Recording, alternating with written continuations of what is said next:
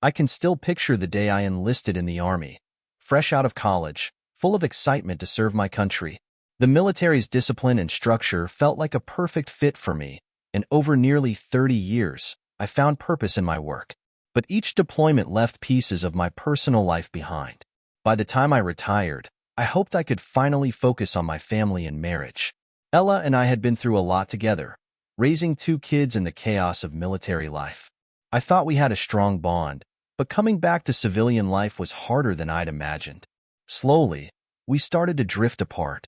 The warning signs were subtle, and I missed them. Trust, I was learning, can be fragile. We lived in a quiet cul-de-sac of modest homes. At our first neighborhood block party, Ella and I, now empty nesters, met our new neighbors. Our son Ethan was in college, and Sophia, our daughter, had joined the Navy. A decision that didn't sit well with me, a retired Army colonel. That day, Ella got stuck talking to Liam, a neighbor she clearly didn't like. She gave me a look to save her, but I was caught up chatting with Olivia, a single mom who looked like she belonged in a fitness magazine. When I finally rescued her, she wasn't impressed. On our way home, we exchanged nods with the Grays, a younger couple who shared a strange, knowing glance that set off my old intelligence instincts. Despite hoping for some closeness with Ella, things felt distant. Years of deployments had strained our marriage. During my Korea posting, we came close to divorcing but managed to patch things up. Even so, I couldn't shake the suspicion that Ella had been unfaithful during that rough patch. My ex-girlfriend, who managed a hotel near Ella's work, once mentioned seeing her at the Red Roof Inn with another man. Though I hired an investigator, the explanation seemed innocent. Ella had been parking there because her hospital was under renovation. Still, I couldn't ignore how her early arrivals at work suddenly stopped when I returned home. The doubt lingered. Korea had taken a toll on us all. A year apart left a gap we never fully closed. Though I never figured out if there was someone else, Ella seemed committed to fixing things, and so was I. To ease her worries, I transitioned from flying to intelligence work, taking on safer roles after September 11th. Yet, the deployments kept coming, and I feared they would break us. That's why I retired, passing up a general's star to protect what was left of our marriage. In retirement, I took a consulting job that paid better than the Army and let me be there for milestones like our kids' graduations. Ella pursued her nursing career, eventually becoming the lead nurse on a brain surgery team. She worked closely with Dr. Lucas Ortiz, a talented but arrogant surgeon. The way he looked at her, and how often she talked about him, made me uneasy. When I brought it up, she dismissed my concerns, saying light flirting at work helped de-stress. She compared it to my working relationship with Anna, a CIA colleague who had once shown interest in me.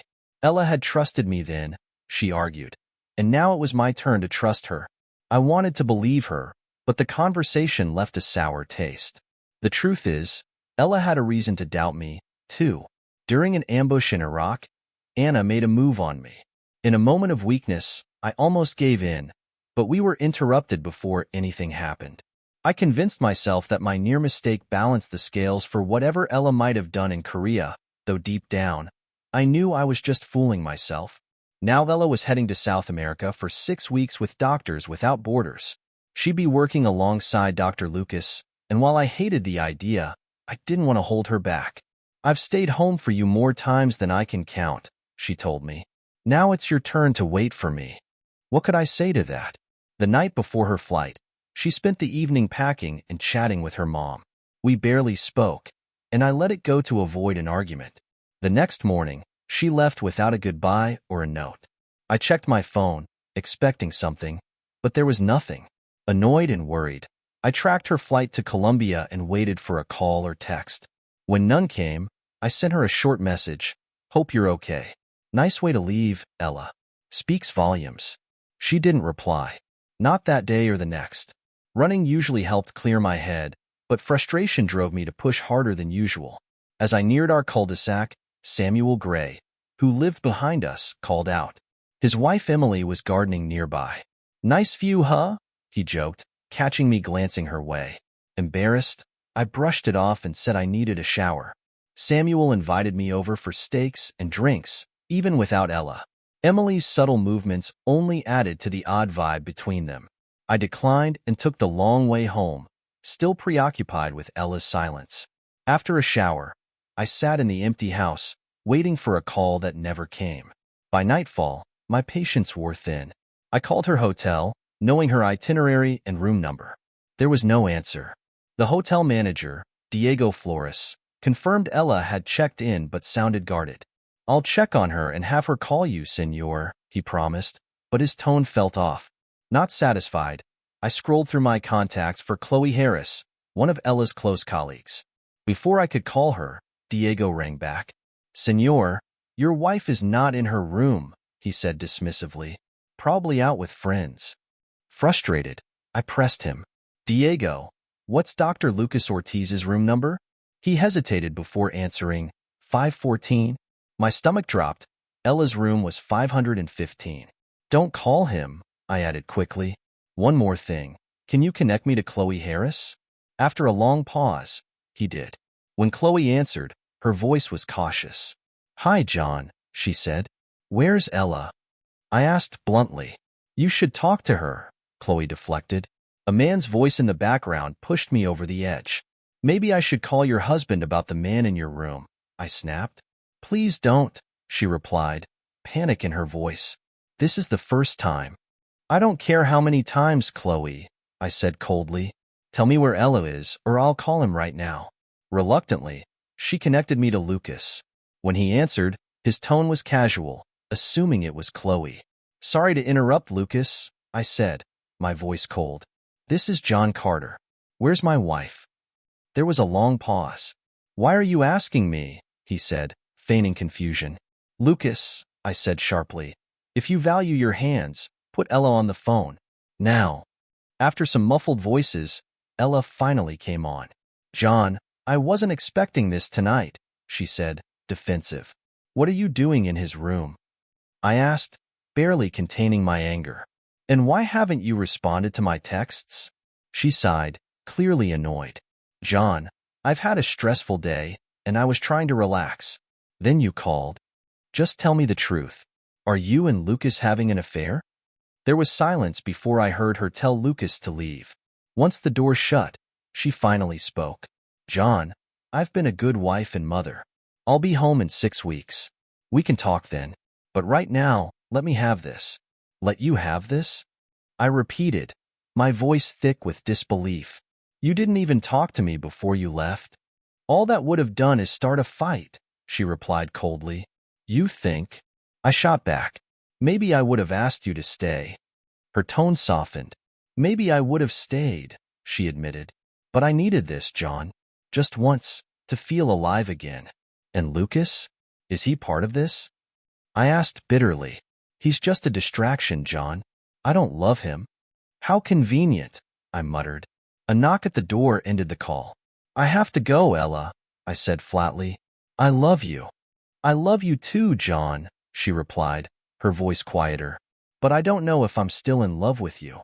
I hung up, her words hitting me like a blow. When I opened the door, there stood Emily, Samuel Gray's wife, holding a bottle of red Moscato, my favorite. Her smile was calm, almost knowing. "Evening, John," she said softly. "Hello, Emily," I replied, stepping aside. "Come in." She handed me the bottle. "I was hoping you might need some company," she said, her voice gentle yet deliberate. "Not sure I'll be great company, but I do have some questions," I replied as I searched for wine glasses. "Ask away," she said, settling into the kitchen and watching me pour. "Where's Samuel?" I asked. "Out playing cards with friends," she replied. Her response reminded me of all the times I'd left Ella alone during deployments. "Ella's in South America, right? Have you heard from her?" Emily asked, taking a sip of her wine. "Funny you ask," I said, forcing a small smile. "I was just talking to her." "Oh, I'm sorry. Did I interrupt?" she asked, her voice gentle. "No," I replied. "We said what needed to be said." She tilted her head, studying me. "John, I think we need to talk," I said finally, leading her to the living room. We sat, a small distance between us. Her posture was poised but open. "How much has Ella told you?" I asked. Emily hesitated, swirling her wine. "Not much. She just mentioned she was leaving for South America with her doctor boyfriend and suggested I talk to you. Let's cut to the chase. What did you and Ella plan before she left? Emily sighed, clearly gathering her courage. We ran into each other at the mall a few weeks ago and ended up talking over drinks at my place. I opened up about my marriage and my husband's interests. She paused, studying my reaction. His interests? I asked, my patience thinning. Samuel likes to share me, she said bluntly. Share you? I repeated, struggling to process her words. With other men? Yes, she admitted without hesitation. I told Ella because I wanted her to know why I was interested in you. I hoped she might allow it. And what did Ella say? I asked, my voice flat. At first, she was shocked, Emily admitted. But eventually she agreed, as long as it happened while she was away. I shook my head, disbelief flooding me. Ella never discussed this with me. She dropped it on me tonight, Emily said, her voice tinged with frustration. I think she expected you'd need someone to talk to. Well, I didn't expect to find out about her and Dr. Lucas tonight either, I replied bitterly. Emily shook her head. Samuel and I have an open marriage, but we don't go behind each other's backs. Does Ella know you're here? Yes, she said calmly. Samuel knows I'm attracted to you and doesn't mind. And you've had other partners? I asked, still trying to wrap my head around it. Just one steady one, off and on for 2 years. Mostly, we meet men out of town for adventures, she said with surprising ease. And Samuel watches? I asked, struggling to process what Emily had just said. Yes, she replied casually. It's safer that way. I shook my head in disbelief. How long have you two been doing this? For years, she answered as if it were the most natural thing in the world. And Ella agreed to this arrangement? I pressed, trying to piece it all together. Yes, but only while she's away, Emily clarified. Did she mention anything about what she'd be doing during this trip? No, Emily admitted, but I had a feeling she might be doing something similar. Maybe giving me permission to be with you helped ease her conscience. I wish she had talked to me, I said, feeling the weight of my own mistakes as her words settled. Emily handed me an envelope.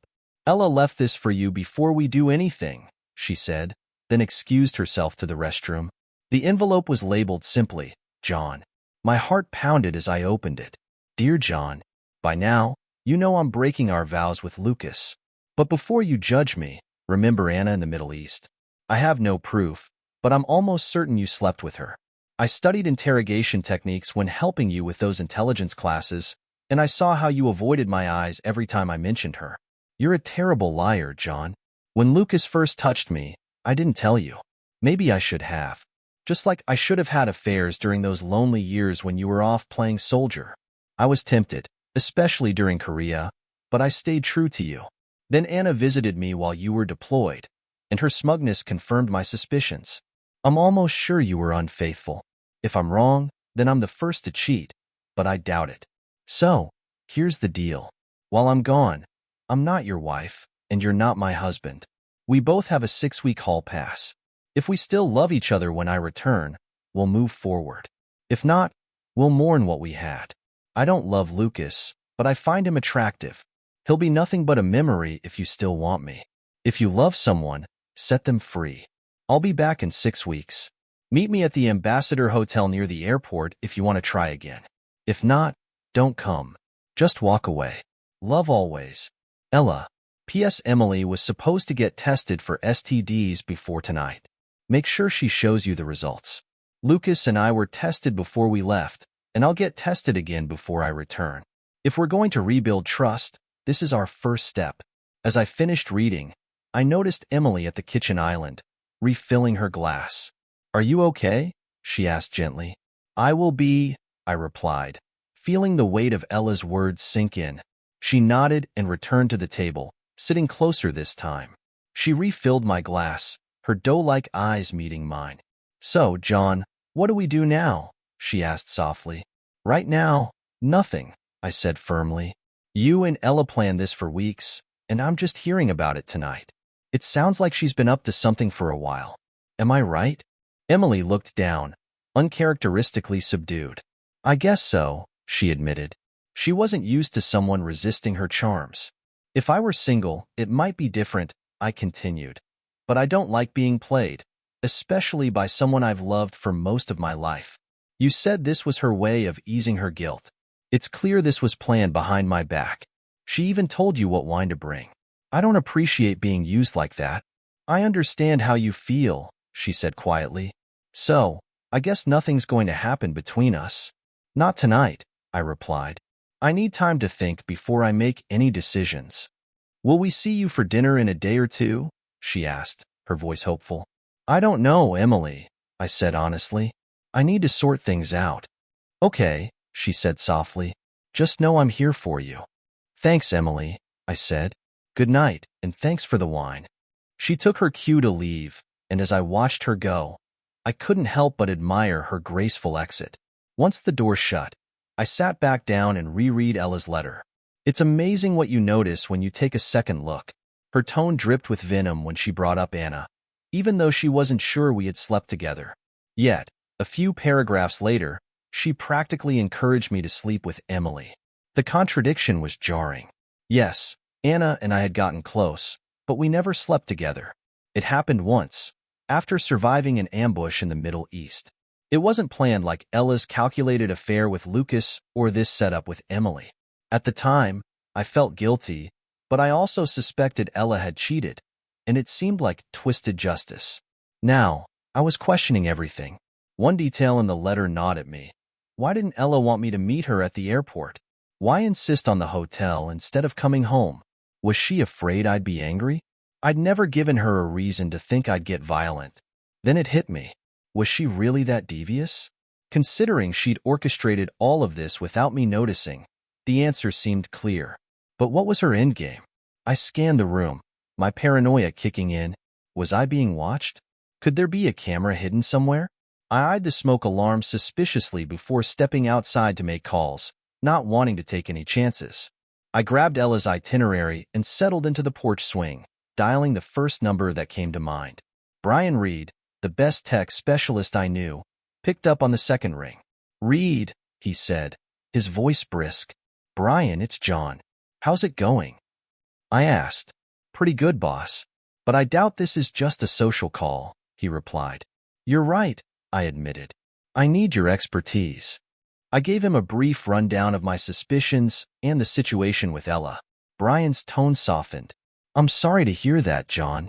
I'll do what I can to help. Give me 45 minutes to grab my gear, and I'll be over, Brian said before hanging up. I thanked him, then scrolled through my contacts and made another call. Hola, Senor John, came the cheerful voice on the other end. Carlos, how are you, my friend? I asked warmly. Carlos Rivera was my go-to in South America, based in Bogota, the same city where Ella and Lucas were staying. I trusted him completely. Doing well here, boss, Carlos replied. Didn't expect your call today. What's up? I gave him the same rundown I'd share with Brian. Damn, he said. Sorry to hear that. You need eyes and ears, right? Exactly, I said, providing hotel details, room numbers, and the manager's name. Can you handle it? Absolutely. You want audio, video, pictures? The works. Send daily updates, and let me know if you need extra funds. Got it, Carlos assured me. I'll get started right away. Thanks, Carlos. Send my best to your family. Will do. Talk soon. After emailing Ella's itinerary to Carlos, I barely had time to reflect before Brian arrived. In 30 minutes, he'd uncovered wireless cameras hidden in several rooms, mostly in smoke detectors, along with microphones. He also found our landline had been tapped. These don't have much range, Brian noted. The receiver's probably nearby. We searched the house and found a locked box with a laptop in the attic. Brian identified it as the central hub for the surveillance, which was branded with the name Brown Investigations. What do you want to do? Brian asked. Shut it all down? I thought for a moment. Disable the camera and mic in my office, but leave the rest. Let them watch. It'll be boring. Brian chuckled and removed the devices from my office. On our shared computer, he found a keylogger and spyware, which he promptly removed. Why do you think she did all this? I asked. Brian shrugged. Probably setting you up for something. Maybe divorce? You're probably right, I muttered. One more thing, Brian added. If the investigator installed this, they might have a key. You should change the locks. Good idea. Thanks for everything, Brian. After Brian left, I called a locksmith to change the locks and security codes. While I waited, I logged into Ella's account on our shared computer. Her email credentials were saved, and she hadn't updated them despite my repeated advice. Normally, I respected her privacy, but this wasn't a normal situation. I combed through her emails, exporting everything relevant to a thumb drive for later review. Among her emails were several exchanges with Lucas. One thread with the subject line "lawyer" caught my attention. I opened it and began reading. Ella had written to Lucas about speaking with her lawyer, reviewing a proposed divorce settlement, and deciding to move forward despite her attorney's warnings. Lucas seemed surprised. "I thought you loved John," he wrote. Ella's reply chilled me. She admitted she planned to stay with me, but on her terms. She detailed her plan. She would present divorce papers at the Ambassador Hotel and pressure me to sign a post-nuptial agreement. If I refused, she would use evidence of my affair with Emily to ruin me financially. She even suggested suing Emily for alienation of affection. Ella confidently assured Lucas that she had everything under control. She admitted to having cheated on me for years, starting during my Korea deployment. Lucas expressed concern about the risks, but Ella brushed him off. I printed the emails for safekeeping, the weight of her betrayal hitting me like a ton of bricks. By then, the locksmith had finished, and I paid him, tipping extra for the late-night service. Needing air, I shut down the computer and drove to Yancey's Bar and Grill for a burger, a beer, and a cigar to calm my nerves. As I left the bar, I noticed a dark SUV following me. My military instincts kicked in. It was likely the private investigator Ella had hired. I tried shaking him, but he stayed on my tail. Frustrated, I pulled into the parking lot of the bar and got out, walking straight up to the SUV. Yanking the door open, I startled the driver. "Who the hell are you? And why are you following me?" I demanded. The man stammered, "I don't know what you're talking about." "Nonsense," I said to the man in the SUV. "You've been tailing me since I left my house. Are you the PI my wife hired?" "I don't know what you mean," he replied, visibly nervous. "You're lying," I said, my patience wearing thin. "I'm sick of liars. Maybe it's time I teach you a lesson. What do you think?" "Please don't," he stammered. "I'll leave. Don't let me see you near me again." "Got it. Got it. I'm sorry," he muttered before driving off in a hurry. Satisfied, I went inside Yancey's Bar and Grill, ordered a burger and a beer, and sat at the bar. "Woman trouble?" the bartender asked, reading my mood. "Yeah, you could say that," I replied. "Can't live with him, can't shoot him," he joked, making me chuckle. After finishing my meal, I grabbed a beer at home and went outside for a cigar. As I smoked, a plan began forming in my mind. I searched Google, checked my calendar, and picked a date. I'd need to make a few calls to set everything in motion. Just then, Carlos texted, "All set? First update in the morning. Please send $250 for expenses." I sent the money via PayPal, replied with a quick thanks, "Talk tomorrow," and returned to my cigar. Before heading to bed, I opened Ella's nightstand drawer and found her rings. Taking off my wedding ring, I placed it beside hers. Then, looking up at the smoke detector's hidden camera, I flipped it off. The next morning, I checked Ella's email and saw a new message titled "Been Made." It detailed how I had discovered the surveillance and confronted the investigator. I marked it unread and logged out. After work, I reviewed Carlos's footage of Ella and Lucas. The visuals weren't revealing, but Ella's comments stood out. "He's probably with that girl next door. I'll have video of it tomorrow for my lawyer." I called Carlos immediately. "Senor John, thanks for the money. Did you see the footage?" "I did," I replied. "Listen, I have a plan." I outlined my idea. Carlos agreed it could be done within 10 days. "Why 10 days?" he asked. "That's our 25th wedding anniversary," I said. "I want to make sure she never forgets it." "You're one tough hombre, Senor John," he laughed. After ending the call, I scrolled through my contacts and found Anna's number. I hadn't spoken to her since the Middle East, but I decided to call. To my surprise, she answered on the first ring. John Carter. It's been forever, she exclaimed. I explained my situation, and as I read her Ella's letter, her tone shifted to anger. That lying witch. I never said anything like that. We were just teammates, watching each other's backs. Thanks, Anna, I said. I regret what happened between us, but none of it justifies what Ella's doing. John, you have nothing to apologize for, she said. We were under extreme stress, and I don't regret it. So, what's your next move? I shared my plan, and after a moment of silence, she responded. I like it. I really like it. I've got someone in Colombia handling part of it, but I need help with the rest, I admitted. I think I can help, she offered. When do you want this done?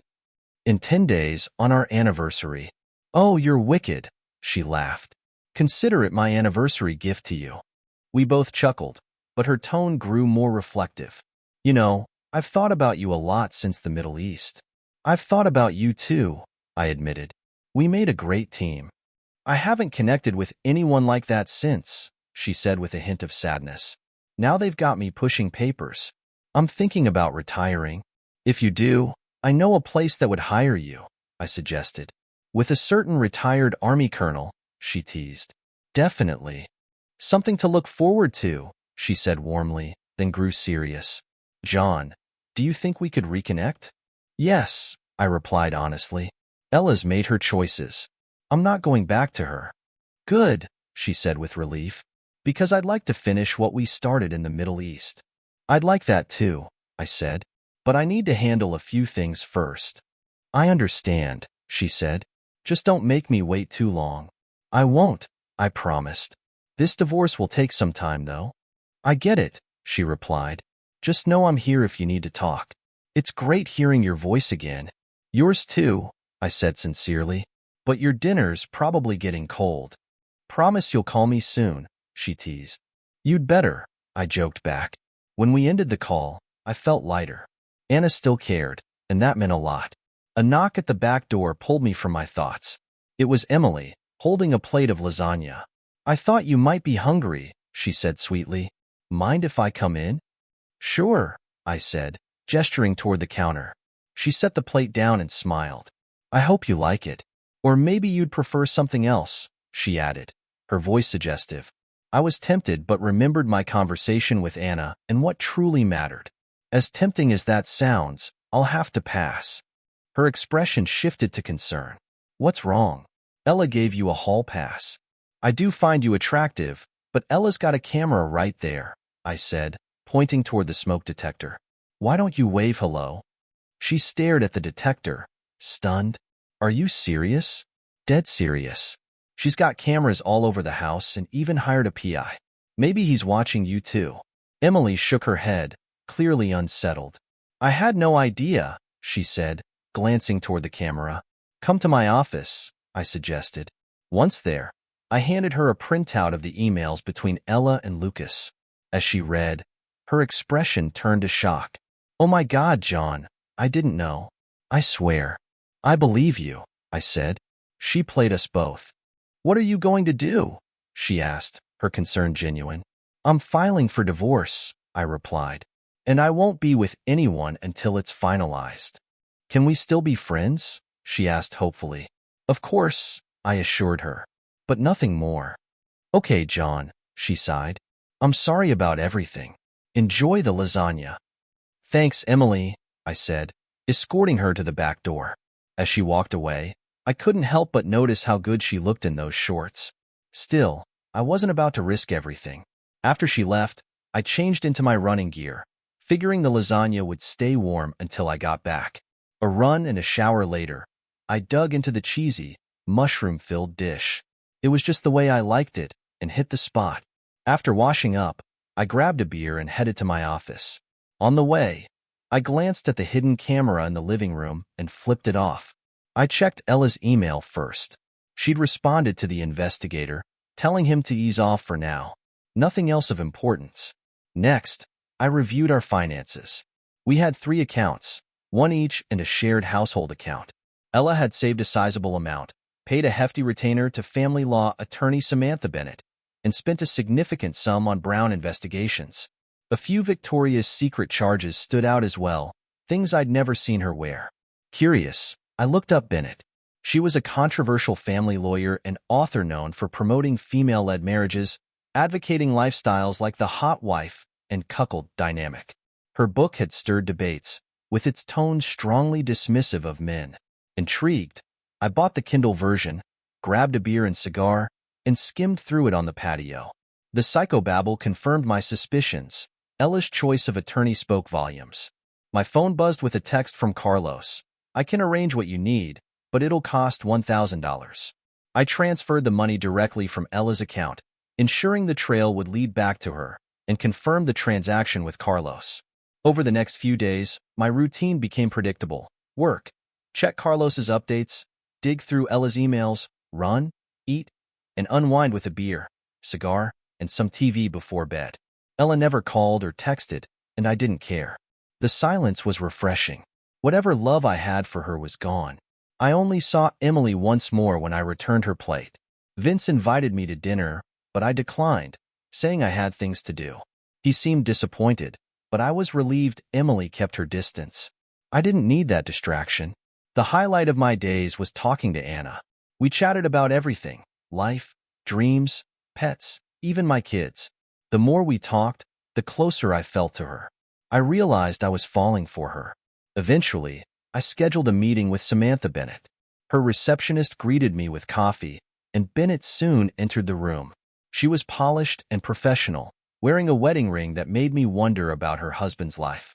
"So, you're considering a divorce?" she asked. "Yes," I replied. "And your name is Carter?" "That's right." She frowned, checking her computer. "What's your wife's name?" "Ella, short for Marcia." Her expression shifted. "I can't represent you." "Conflict of interest.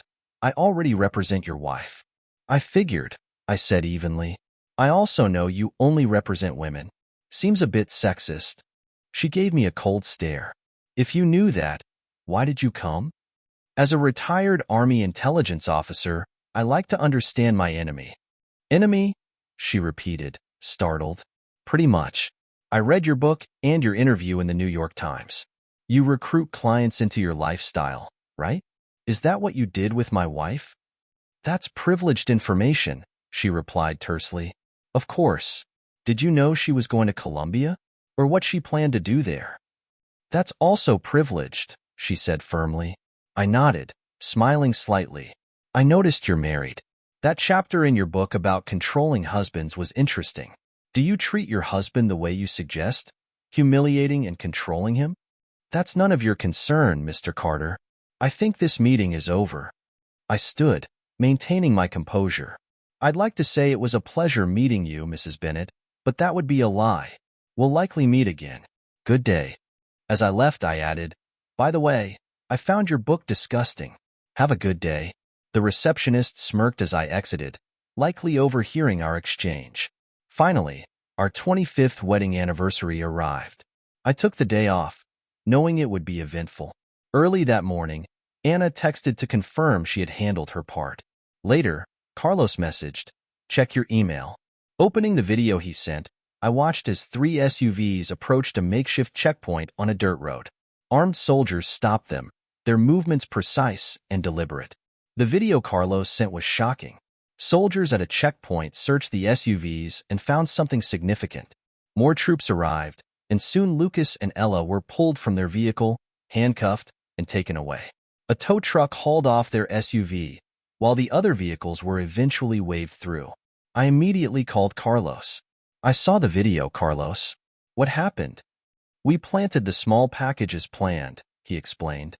"But it turns out Lucas was smuggling large amounts of white powder and flea powder pills. My men saw the drugs being loaded and backed off to avoid cartel involvement." "Good call," I said. "Where are Ella and Lucas now?" "They're both in jail. It looks like Ella might have known about the pills, but we're not sure how much. Authorities have 48 hours to present their case to a judge, and the investigation could take up to 90 days. "So the consulate knows?" I asked. "By now, they should," Carlos confirmed. "I'll keep you updated." "Thanks, Carlos. It's not what I expected, but if Ella's involved, she deserves whatever she gets." After the call, I filled in Anna, who wasn't surprised. I'll reach out to my contacts in Colombia, she offered. I'll let you know as soon as I hear anything. While waiting to hear back, I grabbed a trash bag and removed all the cameras, microphones, and the laptop LSP I had installed. I dumped them in the driveway, then called Brown Investigations. Brown Investigations, a woman answered. I want to speak to the boss, I demanded. One moment, she stammered. Moments later, the man I'd confronted at Yancey's answered. Michael Brown, he said nervously. How can I help you? This is John Carter. Remember me? Your client is now in a Colombian jail for pill trafficking. I've removed all your gear and put it in a trash bag in my driveway. If it's still there tomorrow, it's going in the trash. Yes, sir, he replied hastily. The next morning, the bag was gone. Later, Anna called. I just spoke to the station chief in Bogota, she said. What did you find out? I asked. Colombian authorities have been watching Lucas for a while. He's linked to a major pill cartel. If Ella's involved, she's looking at a long sentence. The judge on the case is tough on foreigners. How long could she get? I asked. At least 10 years, she replied. Maybe longer. Well, if she's guilty, she deserves it. How much were they caught with? About 20 pounds of pills, she informed me. Damn, I muttered. Anna warned. Expect a visit from the State Department soon. Let me know how it goes. I will. Thanks, I said, ending the call. I contacted the hotel in Bogota and asked for Chloe Harris's room. She answered nervously. Chloe, it's John Carter. Do you know where Ella is? It's our anniversary, and I wanted to reach her. No, John, she stammered. Ella and Lucas were arrested at a checkpoint for pill trafficking. The soldiers took them away. We've been told to stay at the hotel. It's like house arrest. Have you told Matthew? I asked pointedly. No, she admitted. Chloe, I'm going to tell him, I said firmly. Please don't, John. It'll destroy him, she pleaded. Not as much as your cheating will, I replied coldly. He deserves to know. After hanging up, I contacted Matthew and told him everything, even offering to send video evidence. Thanks, John, he said. This will be the last time she cheats on me. I sent him the videos and then scheduled a meeting with a divorce lawyer. A few days later, my supervisor, Robert Carter, called me into his office. Mark Phillips from the State Department was waiting. John, your wife Marcia has been arrested in Colombia for pill trafficking, Mark said. We can monitor the situation but can't interfere with local laws. She's also been placed on a no-fly list, so even if released, she can't return to the U.S. How much prison time is she facing? I asked. Up to 12 years, Mark replied. She might be eligible for conditional release after 7 or 8 years, but she won't be able to leave Colombia. He handed me a pamphlet explaining how to send money for her legal fees and offered to arrange visitation. I told him I'd consider it. After Mark left, Robert closed the door. John, this could affect your security clearance and job. Take some time off and get this under control. I will, Robert. Thanks, I said. Back home, I searched Ella's emails for more clues. One thread from 3 months before her trip caught my eye. Lucas had asked her if she wanted to make extra money in Colombia. Her response made it clear she'd been complicit from the beginning. After some hesitation, Ella agreed to Lucas's plan. Good girl, Lucas replied. Trust me, you'll be glad you did. I printed out their email exchange, saved it as a PDF, and added it to a thumb drive alongside other incriminating evidence. Next, I reviewed the videos. Skipping the intimate parts, I found a conversation time-stamped the day before their arrest. Are you ready? Tomorrow's the big day, Lucas asked. I think so, Ella replied nervously. Good. The product will be in our vehicle tomorrow morning, in boxes marked as medicine. We won't even have to touch it. And you're sure we won't get caught? Ella asked. I've been on that road many times. No checkpoints. If this works, we can do it again and retire with the money. Sounds good to me, Ella said. Bingo. I saved the clip to my thumb drive and began planning my next steps. I emailed the kids to arrange a Skype call for the following evening, then called Carlos to update him. Damn, what's your plan? He asked. I have a lawyer appointment tomorrow and plan to deliver the divorce papers myself, I explained. You're coming here? Carlos asked. Yes, and I'll also hand over the evidence to the prosecutor. You can stay with me and my family, he offered. Thanks, Carlos. I'm looking forward to Maria's cooking, I said, laughing. We agreed to talk once my travel was finalized. Afterward, I drained Ella's personal account, wiring the money to her in Colombia via Western Union, ensuring it was traceable back to her. I then packed her belongings, including our wedding album, into trash bags and loaded them into her car. I called her parents, explaining the divorce and her legal troubles. They were heartbroken but agreed to pick up her things. When they arrived, I handed over her car and possessions. Her father asked hesitantly, "Are you sure Ella's involved in pills?" "Yes," I replied firmly. "I have evidence, which I'll give to the prosecutor." They left saddened, her mother hugging me tightly. "Please stay in touch, John," she said. "I will," I promised. Exhausted, I grabbed a beer and a cigar and sat on the porch to unwind. Anna called to check in. "How are you holding up?" she asked. "I've been better, but your call helps," I admitted. We chatted for a while, and I shared an idea I'd been mulling over. After a pause, she said, "That's the best idea I've heard in a long time. Let's do it." We ended the call on a positive note, and I felt better than I had in weeks. The next day, I met with my attorney, Jessica Hawkins. Confident and professional, she was a stark contrast to Ella's choice of counsel. I provided her with the evidence and explained Ella's legal troubles in Colombia. "That should make things easier for us," Jessica said. "What do you want out of this?" "Everything except her 401k, clothes, and car. I've already sent most of her money for her expenses." "That's doable. How do you plan to serve her?" "I'll deliver the papers myself." "Okay, I'll have them ready in 2 days." We briefly discussed pursuing claims against Lucas or her lawyer, but Jessica advised against it, noting the low success rate. I agreed and left after paying her retainer. That evening, I Skyped with the kids to break the news. "What's up, Dad?" Ethan asked. "I have some news. Your mother and I are getting divorced." Both were stunned. "Why?" Ethan asked. "Did you do something?" I gave them a brief explanation, revealing Ella's arrest for pill trafficking. "Are you sure she's involved?" Sophia asked skeptically. "Yes, I have evidence and will give it to the prosecutor." "You're helping put her in prison?" Ethan asked, his voice filled with disbelief. "She broke the law, son. We've talked about the dangers of pills before." "I know," Ethan said quietly. "It's just so screwed up."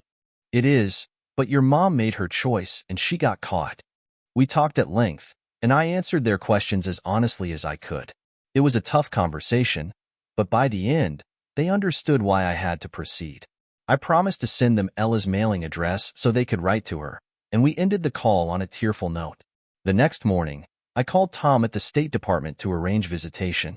He confirmed the setup, and I updated Carlos on my plans. "Do you know who's prosecuting the case?"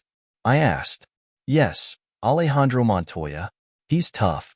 "Good," I said. "I'll bring him some evidence when I arrive." We ended the call, and I shared the latest updates with Anna. She listened intently and offered her unwavering support. By the time we finished, I felt more determined than ever. 2 days later, Jessica informed me the papers were filed and ready. With my bags packed and tickets in hand, I grabbed my passport, picked up the documents, and headed to the airport.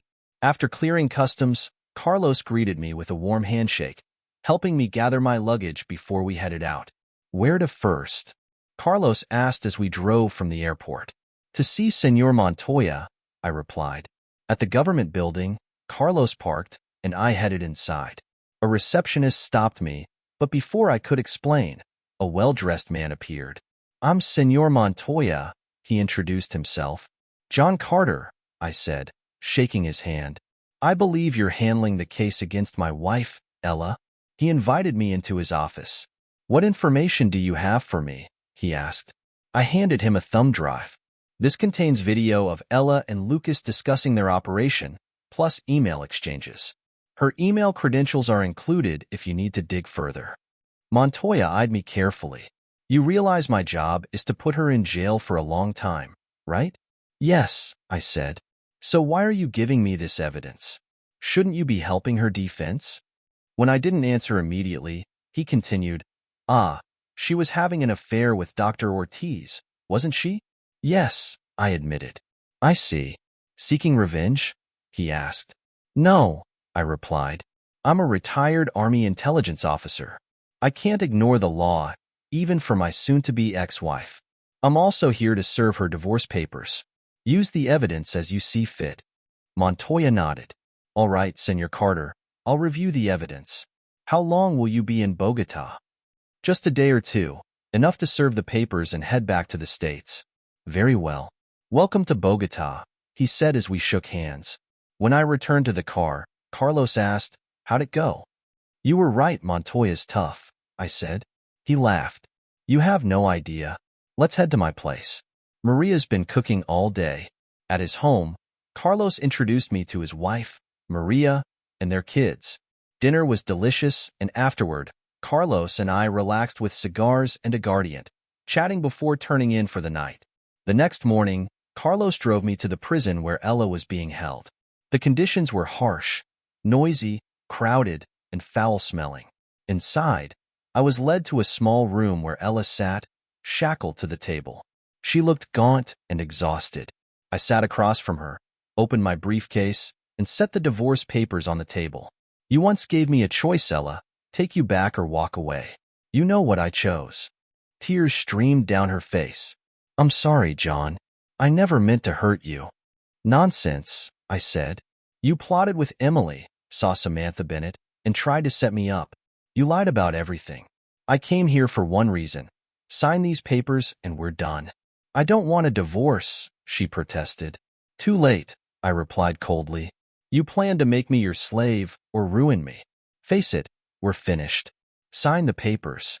Reluctantly, Ella picked up the pen and signed the documents under the watchful eye of the embassy official. When it was done, I collected the papers and stood. By the way, I said, I noticed you paid in full for the Ambassador Hotel. Since you won't need it, I'll take the reservation. Go ahead, she muttered. And just so you know, I plan to invite Anna. We'll finish what we started in the Middle East. Just once, if you don't mind. Her glare was full of anger, but I shook my head. After everything you've done, don't even start. As far as I'm concerned, we're no longer married. Enjoy your miserable life. I walked out, leaving her sobbing at the table. Outside, Montoya was waiting by his car.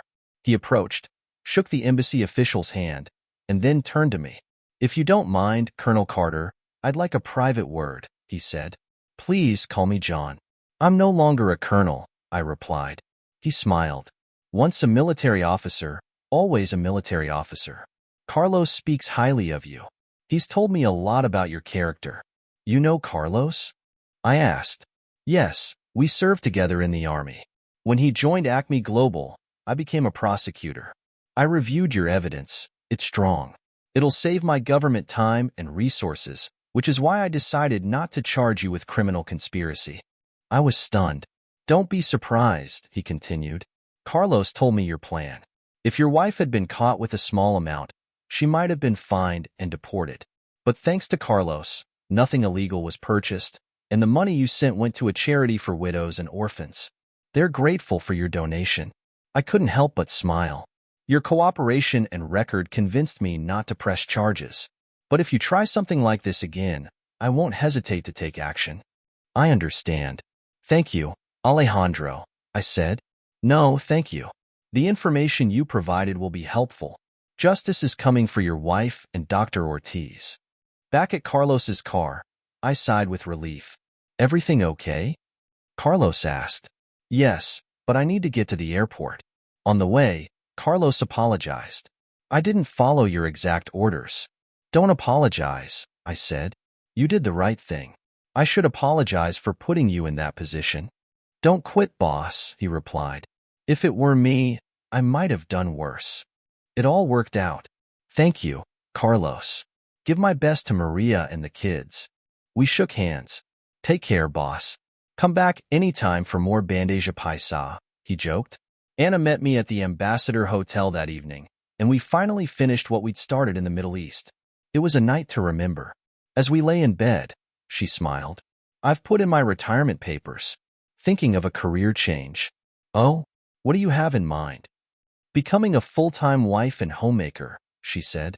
Do you think there's an opening? I looked at her and joked. I think there might be one soon. Want to apply? I already did, she laughed. And you know I've fallen in love with you. I've fallen in love with you too, I replied. Shall we make it official? She asked, her eyes sparkling. Why not? Will you marry me? I asked. She kissed me deeply. Yes, John. I love you so much. Ella and Lucas were convicted of pill trafficking and sentenced to 12 years in Colombian prison. Lucas didn't last long. Rival cartel members got to him. Ella fared slightly better in a women's prison, but endured a harsh life. The kids wrote her occasionally, but remained distant. Chloe faced a rough divorce and lost her job. Emily and Vince continued their lifestyle, though Emily had to step back after getting pregnant, paternity unknown. After marrying Anna, we sold the house and moved into a new one. She happily transitioned to homemaking, focusing on our home and her cat. Though I offered her a role at Acme, she preferred to build a life with me, and I didn't mind one bit.